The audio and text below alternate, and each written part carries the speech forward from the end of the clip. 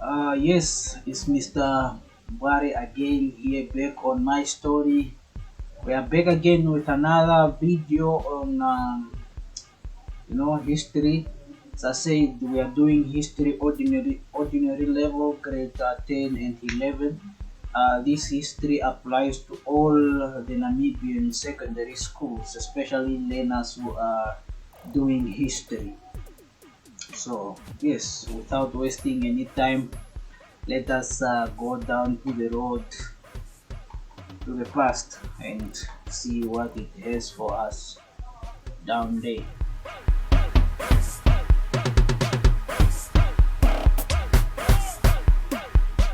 So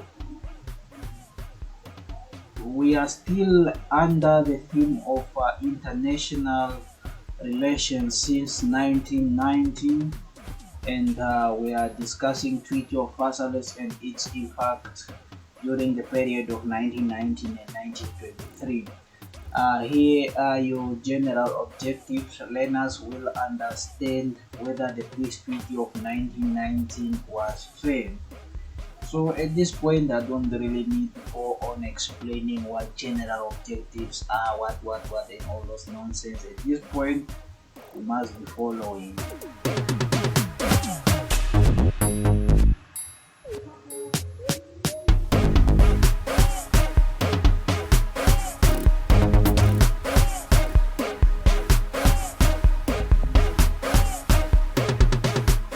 So here is your specific objective. Discuss the impact of the peace treaty on Germany up to 1923. These are your specific objectives. Historians, especially historians who are in grade 10 and 11. These are your. This is your specific objective. You should discuss the impact of the peace treaty on Germany up to 1923. Well, when you get a question on the impact of the peace treaty on Germany up to 1923, you should discuss, the effects of the Treaty of Versailles. How did the Treaty of Versailles affect the German people? You should be able to discuss all those. You should discuss them whether they are positive or negative. Just discuss them. There are certain questions that might ask you to uh, justify, or to agree such questions where you have to answer on the both sides. So let's dive in without wasting any time. The Germans were stunned by the harshness of the treaty and wanted to reject it. But what was the alternative? You know, in other words, the Germans were surprised, you know, by the cruelty of the Treaty of Versailles. What the Treaty of Versailles denied them of. You know, they were quite angry about that. So they wanted to reject it, but there was no other way. They had to accept it because they had lost the First World War. Okay, a resumption of hostilities. Albert's it's supposed to be Albert's government. Excuse me for the mistake. Albert's government felt they had no choice but to sign the treaty. As I said, they had, at the peace treaty, they were given no choice. And most of the Germans, they were not even informed of what was in the treaty. They were not informed, so that's why they were quite surprised. So let's go into it. Albert's government felt they had no choice but to sign the treaty. At this point, they were labeled as traitors and blamed for the war. Why were they labeled as traitors and blamed for the war? Well, people felt like they had stabbed Germany in the back. Yeah, so we will explain that line later. Extremists like Hitler called them the November criminals and stated that they had stabbed Germany in the back or in the back. All of this shows that the German people did not accept the peace treaty, and many were prepared to resort to any means necessary to ensure the treaty did not work. Well, people like like Hitler, extremist, parties who did not really feel that Germany had lost the war. They felt like it was a dictate, it was imposed on them. Okay, remember, historians, we are looking at the impacts of the Treaty of Versailles. And what affected Germany most is the Treaty of Versailles and its terms. The terms that were placed on Germany were too harsh, we might say. So let us look at the terms of the Treaty of Versailles. The military terms now that was imposed on Germany's military. Remember, uh, uh, the terms of the Treaty of Versailles, especially when it comes to military terms,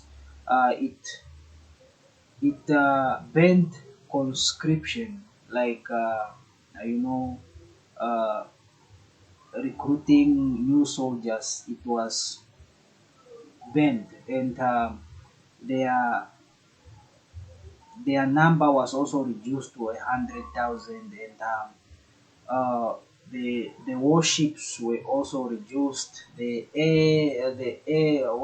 airlines or the aircraft or the military fighting aircraft and all those things, they were all reduced. So okay, now what did that do to the military now? So the army was angry about the restrictions imposed on Germany by the treaty. Many ex-soldiers refused to disarm and joined the Freikorps. So, as I said, the military terms really did deny Germany of a lot of things.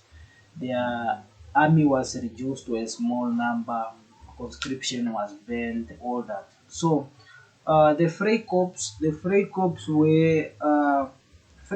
or volunteer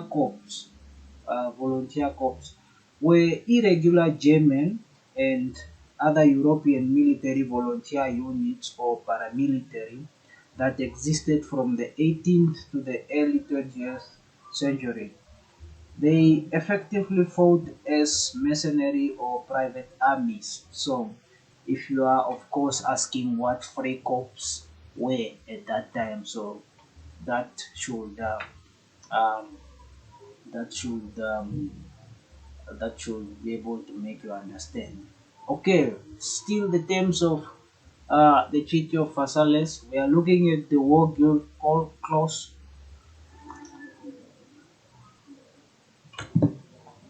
We were looking at the military terms. Now we are looking at the War Guild Clause. This clause caused the most resentment amongst the German people, but was needed to impose reparations. Some politicians who argued that Germany should try to pay were assassinated.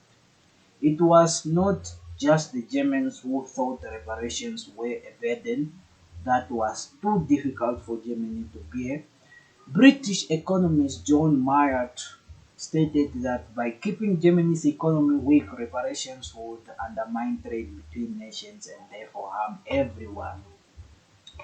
See, Germany had to assume all responsibility for the war. They had to be accountable for the war.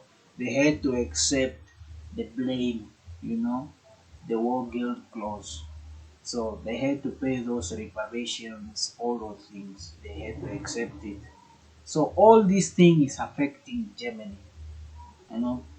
So you now have to tell us how is that affecting Germany, the war guild clause. How is it affecting Germany?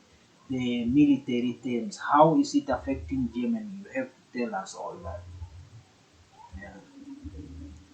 We are still looking at the terms of the Treaty of Versailles. We are looking at the economic terms. By 1921, the German economy was in serious trouble as it had accrued huge debts during the war and was printing money to meet its expenditure. This means that the government at this point was now expending more than it had in its banks and all those things.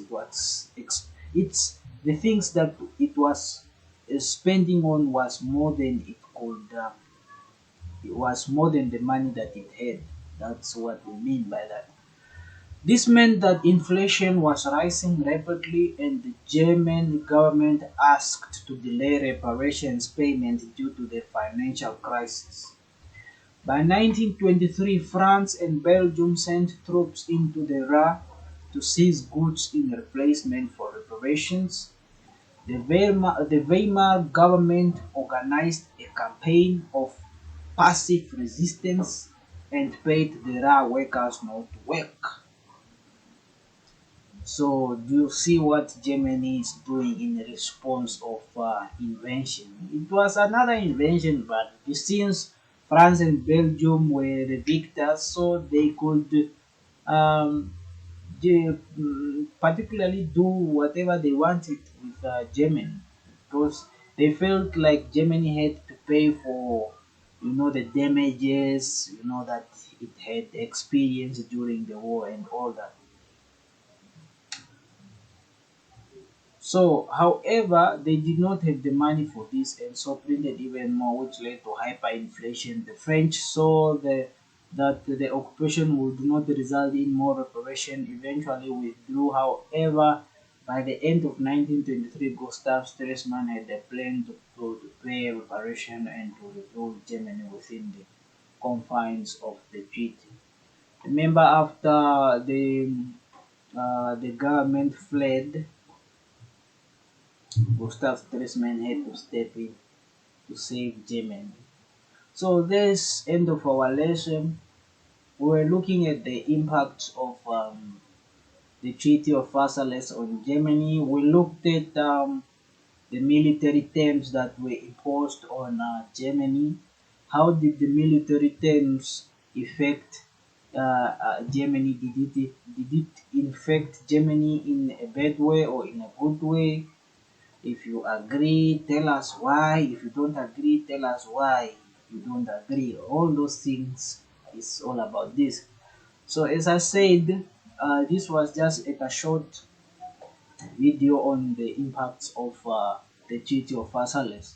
I did not really give you tips on how to answer questions like impacts. You have to analyze.